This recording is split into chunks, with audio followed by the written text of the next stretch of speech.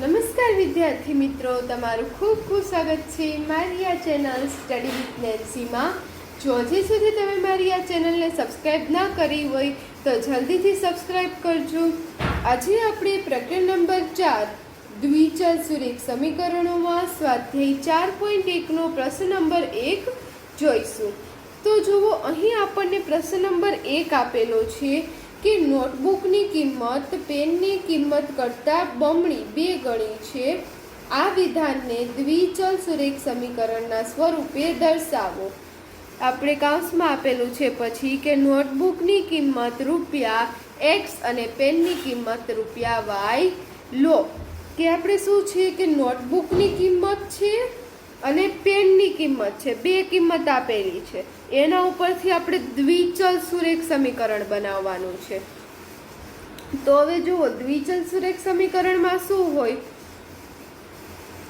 કે 2 ચલ। દ્વિચલ એટલે શું થાય?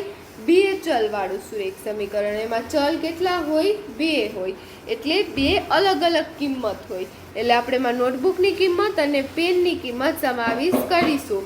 તો અહીંયા તમે જોશો કે જે નોટબુકની કિંમત છે એ શું છે? પેનની કિંમત કરતાં 2 ગણી છે। બમણી એટલે શું થાય? 2 ગણી, એની ડબલ છે। કોની કિંમત વધારે છે? નોટબુકની। પેનની કિંમત નોટબુકની કિંમત છે પેનની કિંમત કરતાં ડબલ છે, એટલે નોટબુકની વધારે છે। તો આપણે અહીં લખી દઈએ હવે એને કે અહીં જે નોટબુકની કિંમત છે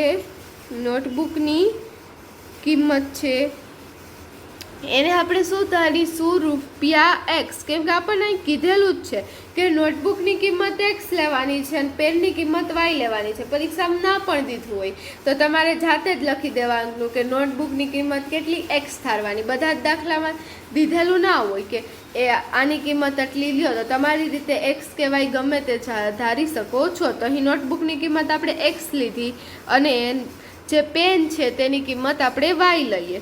પેનની કિંમત y લઈએ। કેટલા લઈશું? રૂપિયા y। આપણને x અને y ની કિંમત ખબર નથી। આપણને ખબર નથી કે આ નોટબુક કેટલાની છે અને પેન કેટલાની છે, એટલે આપણે એને શું ધાર્યા? ચલ ધાર્યા। ચલ x અને ચલ y। એટલે કે આપણે એવું ધાર્યું કે નોટબુકની કિંમત x હશે અને પેનની કિંમત y હશે। અહીંયા આપણને આપેલું છે એટલે x y લખી દીધા। અહીંયા આપણને આપેલું હોય ને તો આમાં x બતાવ્યું હોય તો x જ લેવાનું અને y બતાવ્યું હોય તો y જ લેવાનું। જો ના આપેલું હોય તો તમે કોઈ પણ લઈ શકો છો।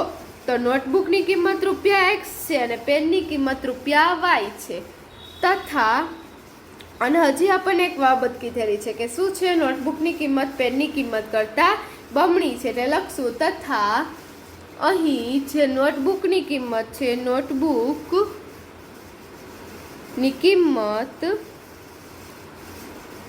એ પેનની કિંમત કરતાં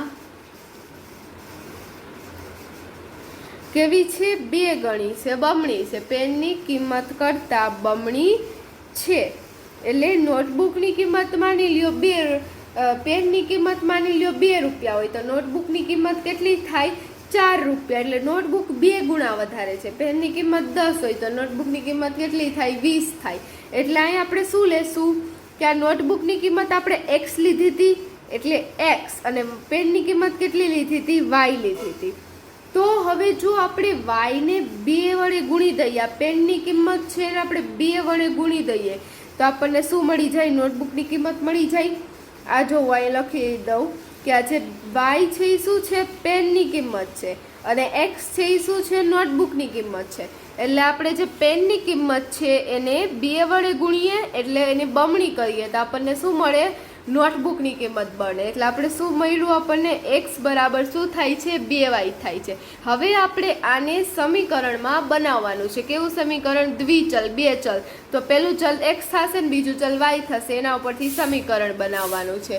તો આપણે લખશું કે આપેલ સમીકરણને આ સમીકરણ જ બન્યું છે પણ આપણે હજી એને આગળ પ્રામાણિક સ્વરૂપમાં દર્શાવશું। એટલે આપેલ સમીકરણને પ્રામાણિક સ્વરૂપમાં દર્શાવતા આપણે એને કેમાં દર્શાવશું? પ્રામાણિક સ્વરૂપમાં। તો જે આપણે દ્વિચલ સુરેખ સમીકરણ છે એનું પ્રામાણિક સ્વરૂપમાં એ તમને લખી દઉં સાઈડમાં ax વત્તા by વત્તા c બરાબર 0. આ શું થશે? જે દ્વિચલ છે તેનું પ્રામાણિક સ્વરૂપ થશે. અહીંયા તમે જોશો કે આ x અને b અને c અહીંયા કોઈ પણ સંખ્યા આવેલી હોય, આ x ચલ થશે ને આમાં ચલ કેટલા છે? 2 ચલ છે, x અને y. એટલે આ જે ax વત્તા by વત્તા c બરાબર 0 એ શું છે? દ્વિચલ સુરેખ સમીકરણનું પ્રામાણિક સ્વરૂપ છે. પ્રામાણિક સ્વરૂપ છે. આપણે આના પછી બીજો દાખલો છે તેમાં પણ આ પ્રામાણિક સ્વરૂપનો જ ઉપયોગ કરવાનો છે કે ax અહીંયા a કોઈ સંખ્યા છે, b પણ કોઈ સંખ્યા છે અને c પણ કોઈ સંખ્યા છે, એની સાથે x ચલ y ચલ અહીંયા ચલ હોતું નથી, બરાબર 0. તો આ કેવું કહેવાય? દ્વિચલ સુરેખ સમીકરણ કહેવાશે. ax વત્તા by વત્તા c એનું શું છે? પ્રામાણિક સ્વરૂપ છે દ્વિચલ સુરેખ સમીકરણનું.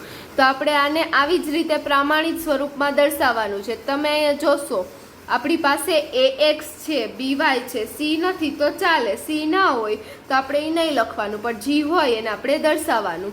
તો અહીંયા તમે જોશો કે x બરાબર તો 2y છે અને અહીંયા આપણે શું લાવવાના છે? 0. એટલે આપણે અને 2y કઈ બાજુ હતું? ડાબી બાજુ હતું, તો એને આપણે હવે ડાબી બાજુ લઈ જઈશું. એટલે એ 2y ડાબી બાજુ જશે એટલે શું થઈ જશે? -2y. જો પ્લસ હોય તો એ શું થઈ જાય? માઇનસ થઈ જાય. એટલે x - 2y બરાબર 0. તો આ શું થયું? પ્રામાણિક સ્વરૂપમાં આપણે તેને ફેરવું. અહીંયા x અને y બે જ છે, c નથી આપણને આપેલું હોય તો આપણે દર્શાવવાનું, આમાં નથી, ખાલી x અને y એ બે જ ચલ છે, x ઓછા 2y. અહીંયા x નો સહગુણક કેટલો થશે? 1 થશે. આપણું શું થયું? પ્રામાણિક સ્વરૂપમાં દર્શાવ્યું. હવે આપણે લખી દઈએ કે જે માગેલ સમીકરણ છે, જે માગેલ સમીકરણ છે કે આપણને જે સમીકરણ માગેલું છે, આપણને શું માંગ્યું હતું સમીકરણ? કે નોટબુકની કિંમત પેનની કિંમત કરતાં બમણી હોય તો એના માટે આપણને દ્વિચલ સુરેખ સમીકરણ માંગ્યું હતું. તો એ દ્વિચલ સુરેખ સમીકરણ માટેનું આ આપણું સમીકરણ આવેલું છે. આ એકદમ સિમ્પલ છે. આ નોટબુકની કિંમત x, પેનની કિંમત y, પછી નોટબુકની કિંમત એ પેનની કિંમત કરતાં બમણી છે એટલે x બરાબર 2y, અને એને હવે આપણે 2y ને બીજી બાજુ લઈ આવવાના એટલે -2y થઈ જાય. એટલે x - 2y બરાબર 0. તો આપણા પહેલા દાખલાનો જવાબ આવી ગયો. શું આવ્યો? x - 2y બરાબર 0. આવી રીતે તમારે પ્રામાણિક સ્વરૂપમાં દર્શાવવાનું છે. તો અહીં આપણો જે પ્રશ્ન નંબર 1 હતો તે પૂર્ણ થાય છે. જો તમને વિડીયો પસંદ આવ્યો હોય તો લાઈક, શેર, સબસ્ક્રાઈબ કરજો. જો હજી સુધી તમે મારી આ ચેનલને સબસ્ક્રાઈબ ના કરી હોય તો જલ્દીથી સબસ્ક્રાઈબ કરજો. અને જો તમને વિડીયો પસંદ આવ્યો હોય તો તમારા ફ્રેન્ડ્સને પણ શેર કરજો. અને કોઈ તમને કંઈ પ્રશ્ન હોય, ડાઉટ હોય તો કમેન્ટ પણ જરૂરથી લખજો. Thanks for watching.